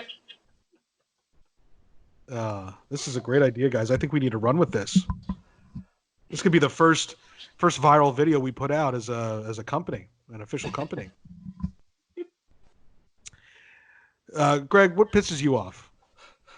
Well, Jeff, you know I'm a pretty nice guy, but But sometimes things just piss you off. Well, this was one thing. There's a young lady out there who's got a receipt coming from Greg Sterner, and she's about to get it. Uh-oh. So let me preface this by saying I've gone through a process that I was lucky enough to go through getting a book published, and I will say at the start, I was very grateful for every review I got, the good and the bad. And some of my favorite reviews for the book were reviews that you can consider negative because they were well written, they were well thought out, and the person put some honest thought, and they read my entire book and thought about it. That is all that I ever ask from a book reviewer.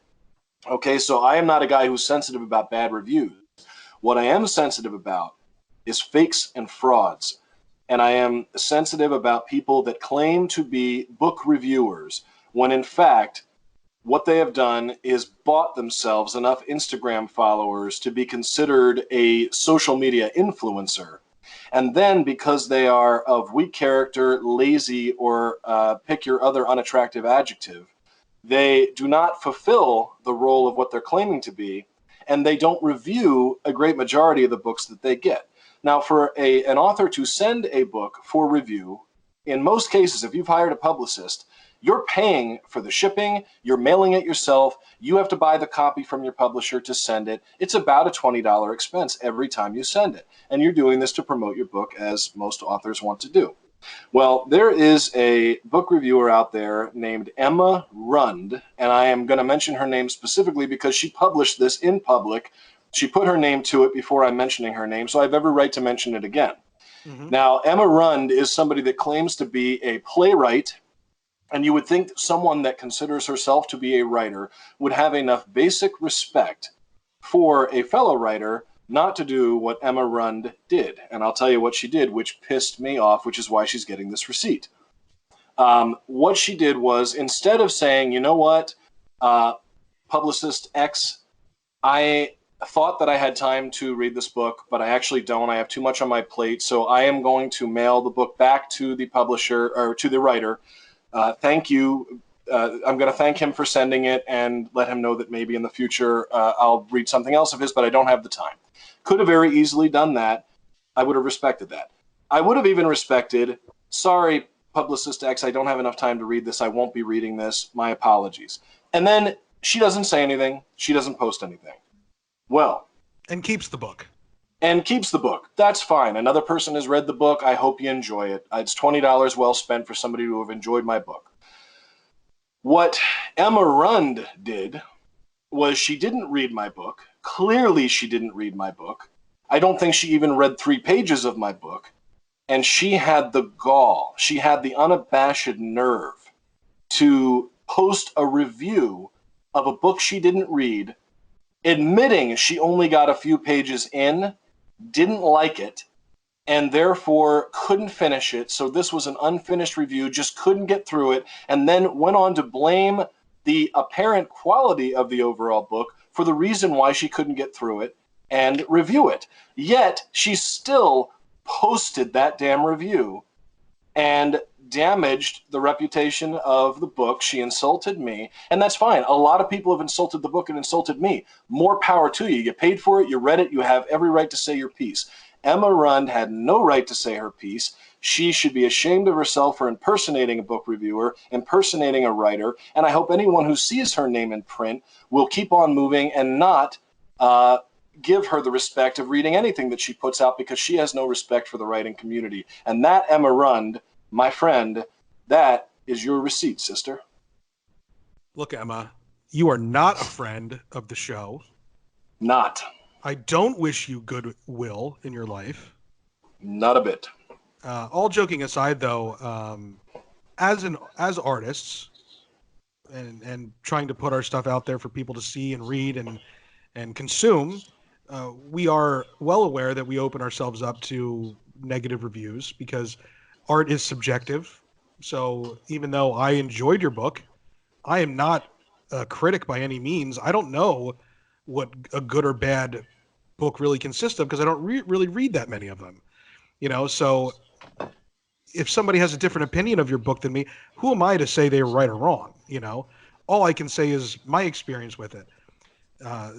That being said, the effort and amount of anxiety we as artists go through when putting out our stuff for review is not an easy thing to go through. I think you guys would agree with that, right? Absolutely. So we know how good our stuff is based on who's watching it, how many people are watching it or reading it, that kind of thing. You don't necessarily need to eviscerate us in every single review if you don't like it, If you do, and if you've put in the work, like Greg said, and you absolutely feel the need to, go ahead. Again, in my opinion, trash it all day long. If you read it, and you have the right, like you said, you don't read many books, Jeff. If you read one book in your whole life and you read it cover to cover, you have every right to say whatever your opinion is, and I respect it. I never got mad at one person who gave me a bad review. I might not have agreed with it, and I could tell in most cases it wasn't their cup of tea. It wasn't the kind of book they liked. Cool, that's fine. I didn't write it necessarily for people that like the books that you like. But for someone to disrespect the writing industry so much that they don't even read a book and then dare to post a review of it, that would be like somebody that listened to the opening theme song of The Ever-Evolving Truth and then trashed the show without listening to it. Right. That's like the equivalent. Writing a full movie critique based on just the trailer. Yes, absolutely. And now so I could say, well, based on the trailer, I didn't really have any interest in seeing the movie, so I didn't go watch it. That's perfectly fine. But to write like an in-depth review about the movie itself without actually going to see it. And then she had the nerve to say, I understand Mr. Sterner is a first-time author. Maybe I'll give him another chance down the road. Bitch, if this was the first chance, I don't want another one. If this is what you call a chance, right. I don't want another one. So could my second chance just be that you finished the first book?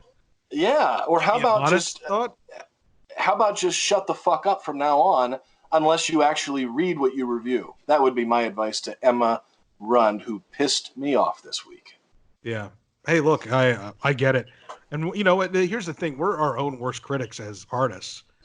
So like you, when people write something bad or say they don't like something, a skit that we do or a show, it doesn't really hurt my feelings or anything like that because I've already hurt my feelings by myself. Right. I sit in a room in the dark being like, you a fucking idiot. Like, you missed this joke here. You missed this line. You could have done this to be a little bit better. I've already eviscerated myself. Absolutely. So you know your way to write a negative review isn't going to kill us. No. And you know what? You're right. And someone like yourself would never not listen to another podcast and then dare to trash it in the reviews. You would never even dream of doing that. I know that about you. You might say other podcasts are horrible or that they suck and for this reason and that reason you hate it, but you would never do that to another person doing what you do because you have too much respect for the effort in the industry.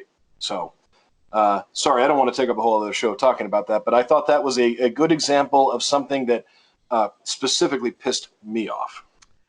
Well, that pisses me off too. So I'm with you. I appreciate it. So we went from ill-fitting underwear, which also pisses me off, to ill-fitting reviews. Mountz was butthurt because of the rolled-up towel in his ass, and I was butthurt because of what I considered a transgression that was Yeah. unacceptable. Maybe we should go over to her Instagram page and leave some nasty reviews. I've thought about it. Well, if it comes from you, it just looks like you're trying to get revenge. If it comes from me, I'm already a terrible person, so it would just line up with what I do in life. Get revenge. I am Jeff, and these are the things I do. I am Hamid. So, do you know what pisses me off? What is it? I live in a complex now that is very dog friendly, which is wonderful. However, that does not mean everybody should own a dog.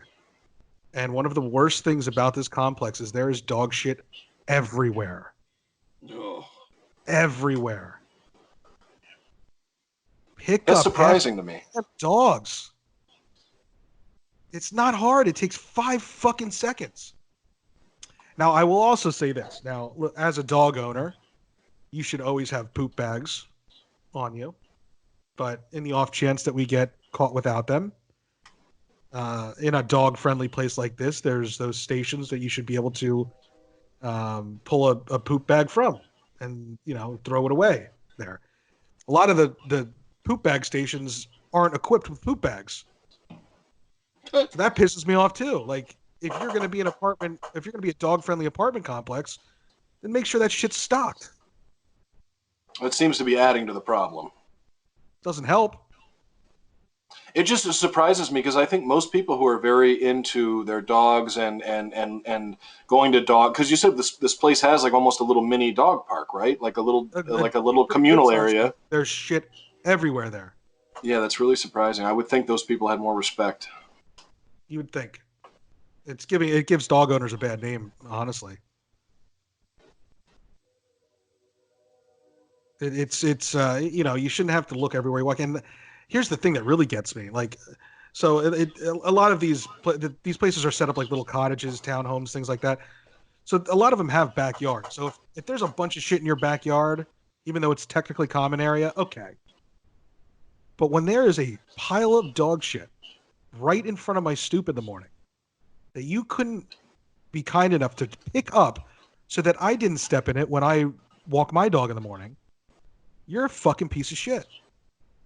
Do you ever see yourself completely losing it over this and having an outburst outside in public? Would that ever? Oh yeah, I'll go complete Hamid on them.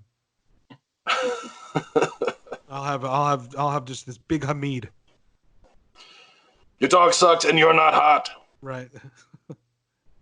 I think we should use Hamid's name first. So we should call like you pulled a complete Hamid on that person, and it was unnecessary. First rule of the White Horse Media. Right, yeah. People are worried about, when are we going to get recognition and paid for what we do? Hold on, guys. Just stick with us a little bit longer. But in the meantime, we're going to make your lives more complicated. Instead of flipping out on somebody, you went Hamid on them. It's a rule, you have to say it. Hashtag Hamid. Go, if you get a chance, Google it and read some of those reviews yourself. It's you will not be disappointed. But let's get out of here and let's talk about some things that we'd like to plug here. Mountz, you got anything to plug? Not this week. What with that dude that you plugged last week? Is he? That sounded horrible. Oh, yeah, I plugged lots of dudes last week. The guy's YouTube channel, did it result in any? No, I don't think so. Please, just go out there, subscribe to Tim Swaff, give him a few looks. It might not be your cup of tea. Don't go Hamid on him. Just right. Or this Emma lady. Don't do that. Yeah. Don't give him a bad review. If you're interested, watch his shit. If you're interested in Disney movies or Disney nonsense, go check him out. Sterner, you got anything to plug? No, not at the very moment, but I want all the White Horse fans, all the Teat fans to stay tuned for all the exciting things we've got coming up very, very soon. So I would just say stay tuned. And the best is yet to come. That's very cliche, but this month and going into the next 2 months, it's very true. Or it could just be the movie that we're working on, so you might have to wait 3 years, but it'll come. If that's the only thing we do. Yeah, guys, check us out on social media, Facebook, Instagram, Twitter. Check out my best friend, Allison. Allison has her own Instagram now. Go check it out. It's just pictures of her. Most of the time, I'm not in the pictures, so it's worth looking at. Every once in a while, I'll sneak into one, which is very unfortunate because I just ruin it. And check out the Wild Kitties. Check out Moms and Mayhem. Actually, we could be Dads and Mayhem this week instead of PIP. Damn. Hashtag Dads and Mayhem. It doesn't have the same ring to it, does it? Not quite. Once again, we failed. Story of my life. Right. Nothing but failure. I mean, if you think about what a failure we were today, we read negative reviews about our local restaurant, and we talked about possibly using suspenders to prolong Mountz's underwear that's too big for him. I think we added value to potatoes of our story. That was the meat and potatoes of our show today. I'm going to double down and say we added value to the world with this show. I can't wait for you to tell our social media director that that's what the... I want to see the graphic on this one. Yeah. Right. Mounts, we need a shot of you just in your underwear so that we can superimpose suspenders on it. All right, I'll get on it. Make it happen. We want to thank everybody for listening. Like I said, check out our social media. And for fuck's sake, answer our burning question for one. Ever since we started asking you fucks to answer our burning question, not a single one of, well, I should say one or two people answered the burning question week one, or the first week we did it. Nobody since. Answer the burning fucking question. Engage with us. Other than that, have a great... Tell us what we're missing. What's the carrot you need dangled in front of you to answer the question? What's missing? There's got to be something. We got serious ones. We got crazy ones. Where's our 5 stars? What's holding back the 5th star? There was that 5th star that we are